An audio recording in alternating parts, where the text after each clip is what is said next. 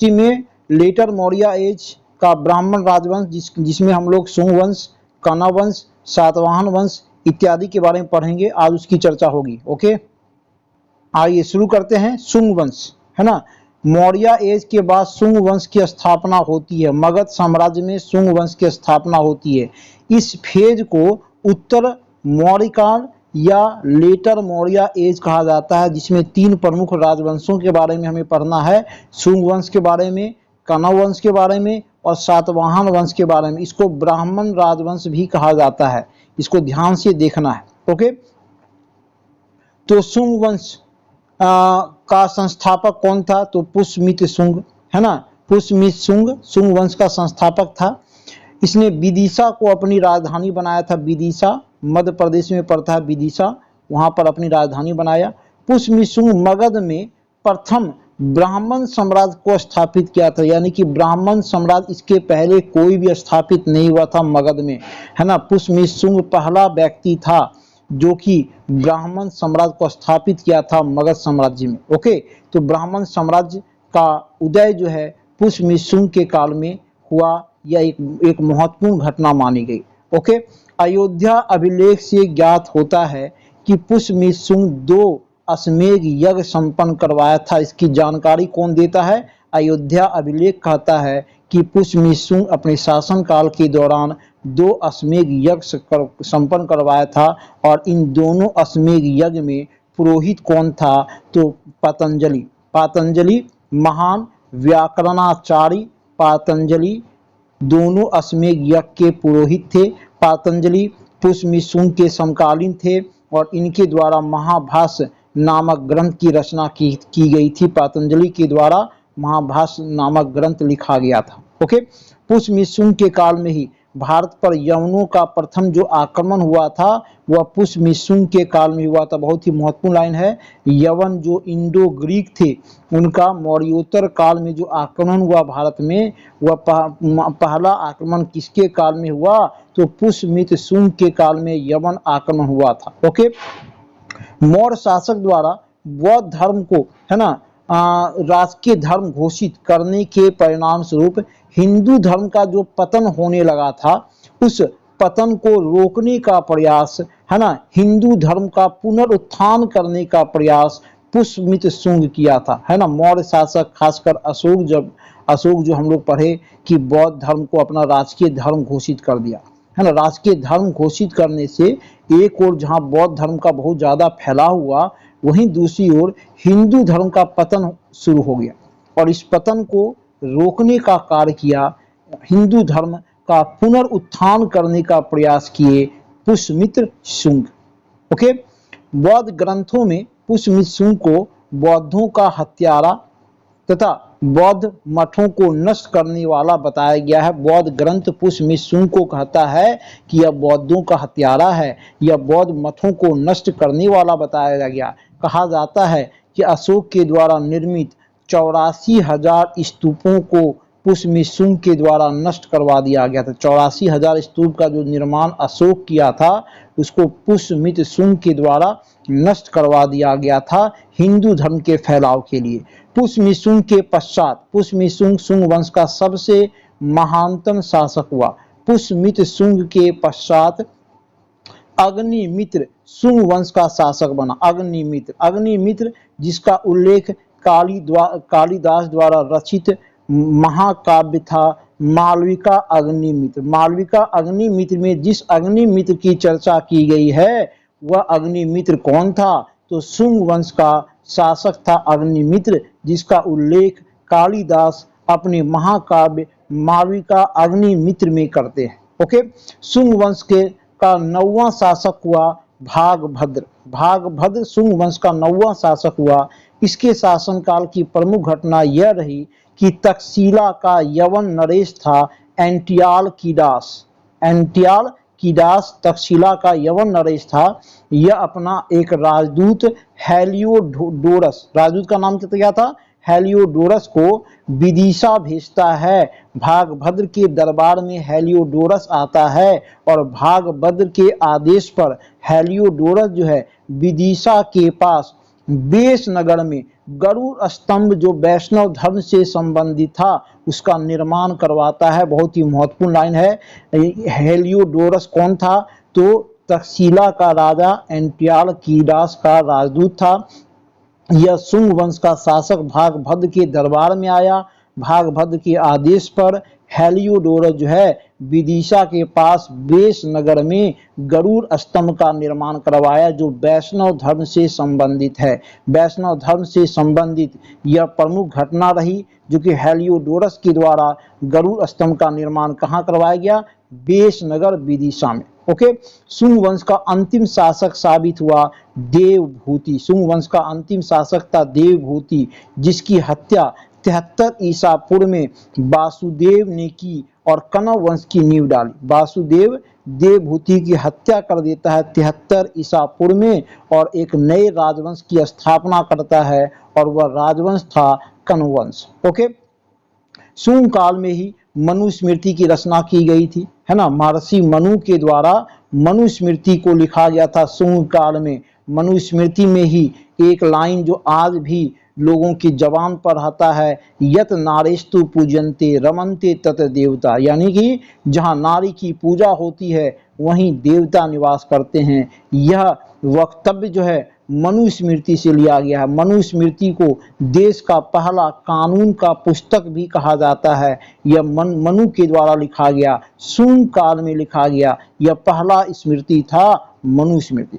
Okay. Shunga काल का सर्वोत्तम कला का अगर नमूना की बात करेंगे तो भरहुत स्तूप शुंग काल का सर्वोत्तम कला का नमूना है, जिसकी खोज कनिंघम महोदय के द्वारा किया गया था। भरहुत स्तूप किससे रिलेटेड है? तो शुंग कला से रिलेटेड है भरहुत स्तूप, जिसकी खोज कनिंघम महोदय के द्वारा किया गया। भरहुत स्तूप के अतिरिक्त अन्य कला में नासिक और कार्ले का जो चैत्य है वह भी शुंग काल के कला के नमूने को दर्शाता है।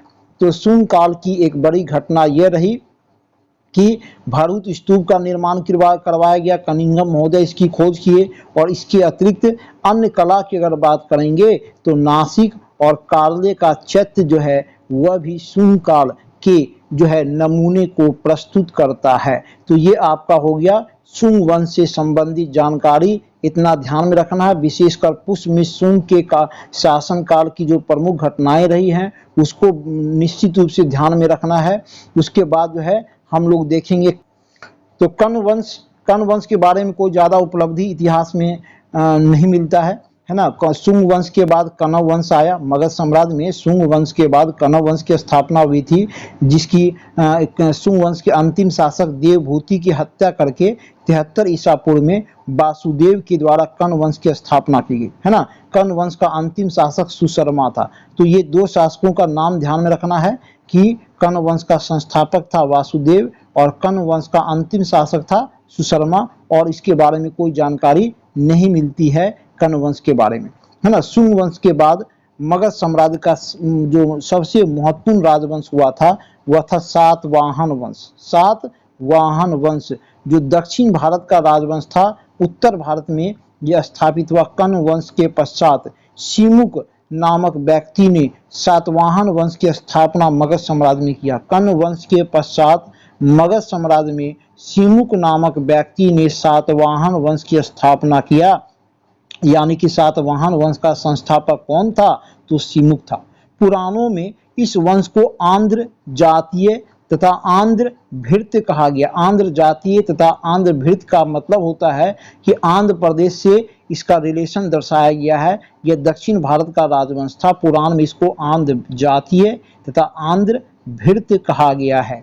मत्स्य पुराण में इस वंश की जानकारी मिलती है। बेहद ही महत्वपूर्ण लाइन, सातवाहन वंश की जानकारी जो है किस पुराण में दी गई है? तो मत्स्य पुराण इस वंश का उल्लेख करता है। इस वंश की राजधानी कहाँ थी? सातवाहनों की राजधानी कहाँ थी?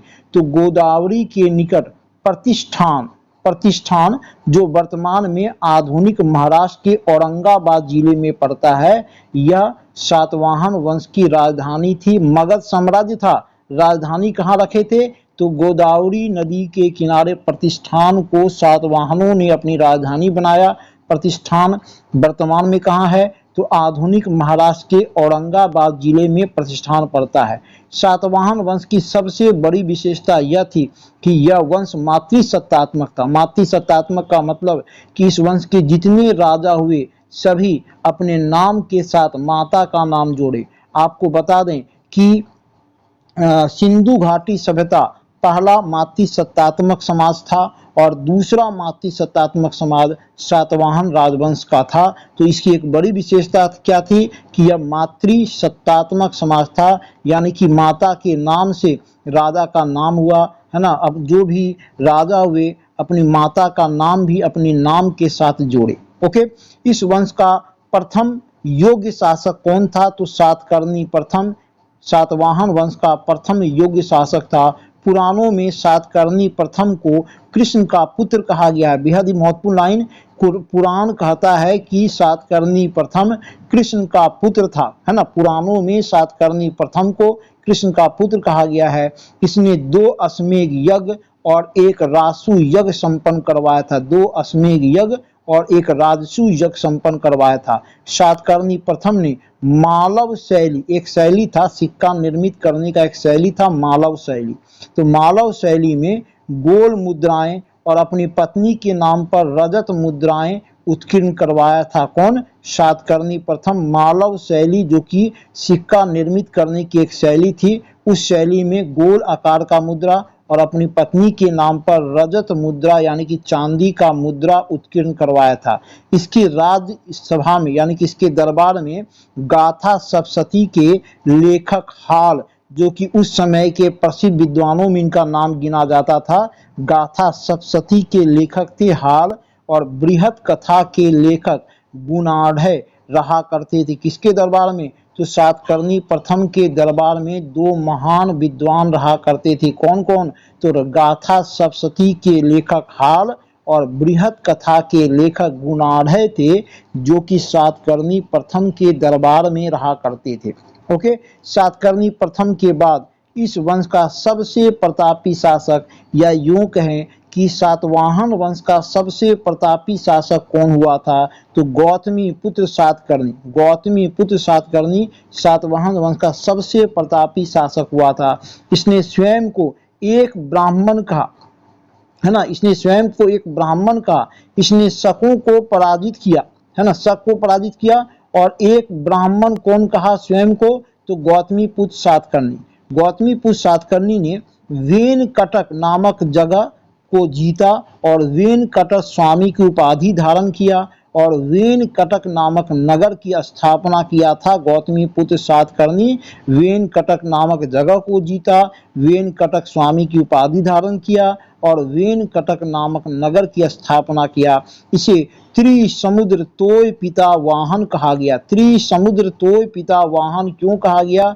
कि इसके समय में माना गया कि तीनों समुद्र पर इसका शासन था, है ना। यानी त्रिसमुद्र तोय पिता वाहन का अर्थ है कि 3 समुद्र में, 3 समुद्र के पास जो है वह गौतमी पुत्र सातकर्णी के घोड़े पानी पिया करते थे, यानी कि 3 समुद्र में गौतमी पुत्र सातकर्णी का शासन था, है ना। त्रिसमुद्र तोय पिता वाहन। ओके, इसने ब्राह्मणवाद को संरक्षण दिया, यानी कि ब्राह्मणों को संरक्षण दिया था गौतमी पुत्र सातकर्णी। गौतमी पुत्र सातकर्णी को आगमन निलय यानी कि वेदों का आश्रयदाता और अद्वितीय ब्राह्मण कहा गया। बहुत ही महत्वपूर्ण लाइन है, इसको ध्यान में रखना है।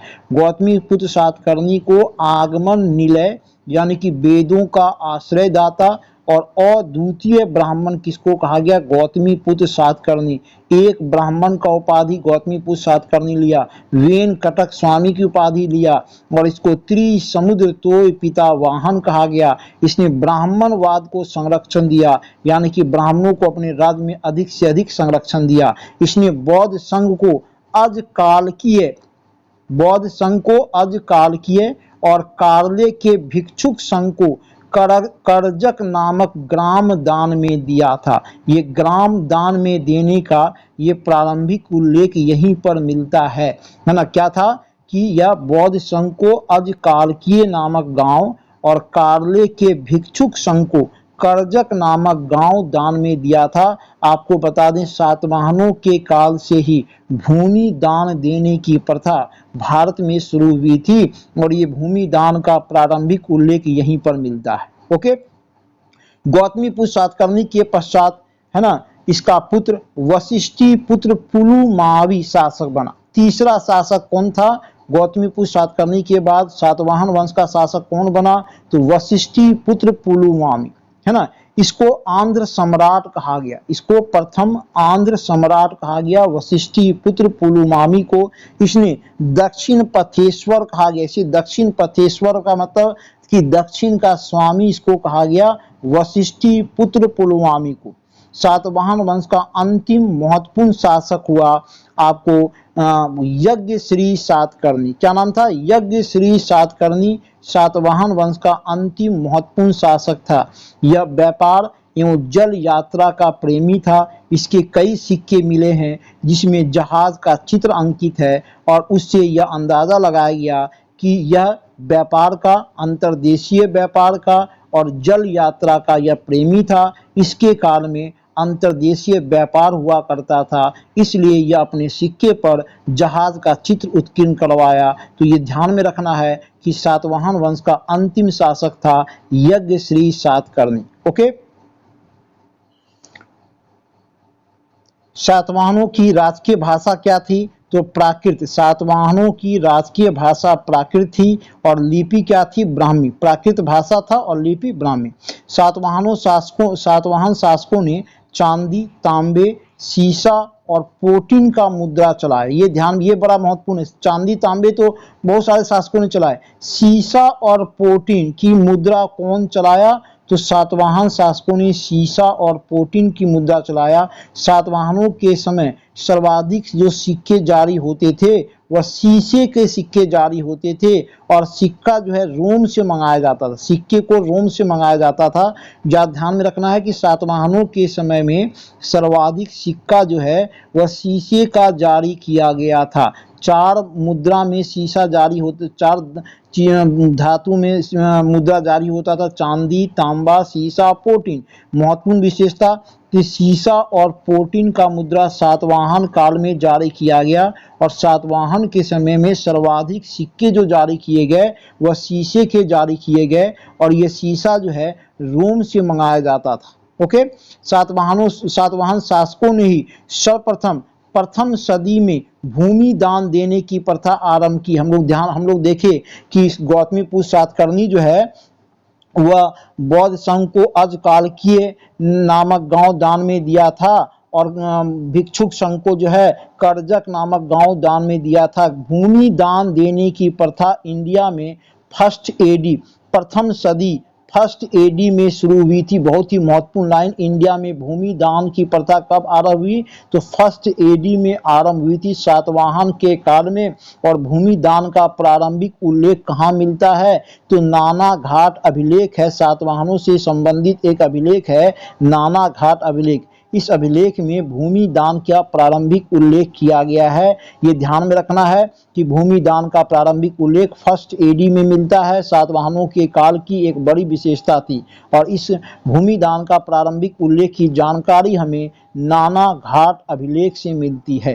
ओके, तो उसके बाद सातवाहन शासक गौतमीपुत्र सातकर्णी ने विच्छिन्न होते चातुर्वर्ण मतलब 4 वर्णों वाली व्यवस्था, 4 वर्ण थे, ब्राह्मण, क्षत्रिय, वैश्य, शूद्र। हम लोग ऋग्वेद एरा में पढ़े कि ब्राह्मण, क्षत्रिय, वैश्य, शूद्र होते थे। चारों वर्णों की अलग अलग कार्य थे, है ना, अलग अलग वो काम करते थे। वर्ण व्यवस्था थी, चातुर्वर्ण इसको कहा जाता था। तो उस समय क्या होता कि समाज में चातुर्वर्ण जो है वह धीरे धीरे पतन के कगार पर पहुंच गया था। गौतमीपुत्र सातकर्णी जो है चातुर्वर्ण व्यवस्था को फिर से अपने राज्य में स्थापित किया था, है ना। चातुर्वर्ण का मतलब 4 वर्णों से है। सातवाहन शासकों ने ही ग्रामीण क्षेत्र में प्रशासन को व्यवस्थित करने के लिए गौलमिक व्यवस्था आरंभ किया। बहुत ही महत्वपूर्ण लाइन, गौलमिक व्यवस्था कौन आरंभ किया? सातवाहन शासक। किसके लिए? तो ग्रामीण क्षेत्र के प्रशासन को व्यवस्थित करने के लिए गौल्मिक व्यवस्था आरंभ किया। गौल्मिक व्यवस्था क्या था? तो गौल्मिक एक सैनिक टुकड़ी का प्रधान होता था, एक सैनिक टुकड़ी जिसमें पैदल सेना, हाथी सेना, रथ सेना हुआ करती थी, उसके प्रधान को गौल्मिक कहा गया। गौल्मिक जो कि ग्राम के प्रशासन की देख रेख करता था, उसके सैनिक टुकड़ी का प्रधान होता था, उसको गौल्मिक कहा गया। ये सातवाहन काल की एक बड़ी विशेषता थी। सातवाहन काल में अमरावती स्तूप का निर्माण किया गया था। अमरावती स्तूप का निर्माण किया गया था। इस स्तूप की खोज 1797 में मैकेंजी ने किया था। तो अमरावती भरहुत स्तूप ध्यान में रखना है, शुंग काल का है, ठीक है। और अमरावती स्तूप किस काल का है? तो सातवाहन काल के कला को दर्शाता है अमरावती स्तूप। इसकी खोज 1797 ईस्वी में मैकेंजी महोदय ने किया था। सातवाहन मूल रूप से दक्षिण भारत के राज्य था, साम्राज्य था, लेकिन उत्तर भारत में आकर शासन किया, इसलिए इसको कहा गया कि यह उत्तर और दक्षिण भारत में सेतु का काम किया। उत्तर भारत को दक्षिण भारत से जोड़ने का काम किया था सातवाहन वंश। इसकी राजधानी कहाँ थी? प्रतिष्ठान, जो कि आज के महाराष्ट्र के औरंगाबाद जिले में पड़ता है प्रतिष्ठान। तो शुंग वंश के बाद का सबसे महत्वपूर्ण जो राजवंश हुआ था वह सातवाहन वंश था। बड़ा ही महत्वपूर्ण, यह मातृसत्तात्मक था। सिंधु घाटी सभ्यता के बाद का दूसरा समाज था सातवाहन वंश, जो कि मातृसत्तात्मक था। इसके जितने राजा हुए सभी अपने नाम के साथ अपनी माता का नाम जोड़े। इस वंश का सबसे प्रतापी शासक हुआ गौतमी पुत्र सातकर्णी। ओके, तो 3 राजवंशों के बारे में हम लोग स्टडी किए। शुंग वंश के बारे में पढ़े। शुंग वंश में विशेष रूप से पुष्यमित्र शुंग का जो हिस्ट्री है वह देखना है। कर्ण वंश के बारे में कुछ नहीं है, केवल संस्थापक ध्यान में रखना है, और कर्ण वंश का अंतिम शासक कौन था। फिर सातवाहन वंश के बारे में डिटेल्स स्टडी कीजिए। सातकर्णी प्रथम के बारे में, विशेषकर गौतमी पुत्र सातकर्णी के बारे में विशेष रूप से, फिर वशिष्ठी पुत्र पुलमावी, और अंतिम शासक यज्ञ श्री सातकर्णी के बारे में, और सातवाहन वंश के काल में क्या क्या महत्वपूर्ण जो घटनाएं थी उसको ध्यान में रखना है कि चातुर्वर्ण व्यवस्था को लागू किया है ना। आपको गौल्मी की व्यवस्था क्या था। सातवाहन वंश की सबसे बड़ी विशेषता कि इसी काल में भारत में भूमि दान की प्रथा आरंभ हुई थी। भूमि दान 1 AD में भारत में शुरू हुआ था। और भूमि दान का प्रारंभिक उल्लेख कौन करता है? तो नाना घाट अभिलेख भूमि दान का प्रारंभिक उल्लेख करता है। तो ये 3 राजवंशों के बारे में हम लोग डिटेल्स स्टडी किए, शुंग वंश, कण्व वंश और सातवाहन वंश। एक और राजवंश जो कि मौर्योत्तर काल में आरंभ हुआ था वह था चेदी वंश। चेदी वंश कलिंग यानी कि उड़ीसा में इस वंश का उदय हुआ था। अशोक के मृत्यु का हम लोग जानते हैं कि अशोक जो है, अशोक के समय में कलिंग युद्ध हुआ था, और कलिंग युद्ध के बाद अशोक जो है कलिंग को मगध साम्राज्य में शामिल कर लिया था। कलिंग मगध साम्राज्य का अंग बन गया था। लेकिन अशोक के मृत्यु के बाद जो है प्रथम शताब्दी ईसा पूर्व में कलिंग में एक नए राजवंश का उदय हुआ, चेदी राजवंश, है ना। अशोक के मृत्यु के बाद प्रथम शताब्दी ईसा पूर्व में कलिंग मगध से अलग हो गया और एक नए राजवंश का यहाँ उदय हुआ, चेदी राजवंश। इस वंश का संस्थापक था महामेघवाहन। क्या नाम था? महामेघवाहन इस वंश का संस्थापक था। इसको ध्यान में रखना है। इस वंश का संस्थापक कौन था? महामेघवाहन। इसलिए इस वंश का दूसरा नाम महामेघवाहन वंश भी इसको कहा गया। ये बीपीएससी में क्वेश्चन पूछा गया है कि महामेघवाहन वंश किसको कहा गया? तो चेदी वंश का ही दूसरा नाम था महामेघवाहन वंश। क्यों कहा गया? तो चेदी वंश का संस्थापक था महामेघवाहन, इसलिए इस वंश का दूसरा नाम महामेघवाहन वंश भी था। इस वंश का सबसे प्रतापी शासक कौन हुआ? इस वंश का सबसे प्रतापी शासक कौन हुआ? तो खारवेल इस वंश का सबसे प्रतापी शासक था, जिसके जो हाथी गुम्फा अभिलेख को बनवाया था। हाथी गुम्फा अभिलेख किससे संबंधित है? तो खारवेल से संबंधित है। और इसी हाथी गुम्फा अभिलेख में कलिंग के बारे में वर्णन किया गया है।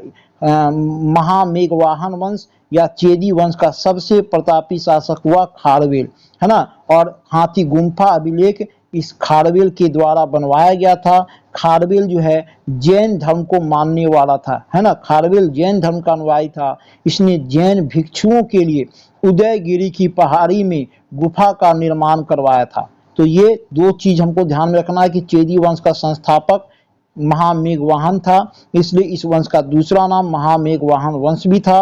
और इस वंश का सबसे प्रतापी शासक खारवेल था, जिसका अभिलेख है हाथी गुम्फा अभिलेख। यही अभिलेख खारवेल की जानकारी देता है और यही अभिलेख कहता है कि खारवेल जैन धर्म का अनुयायी था। इसने जैन भिक्षुओं के रहने के लिए उदयगिरी की पहाड़ी में गुफा का निर्माण करवाया था। ओके।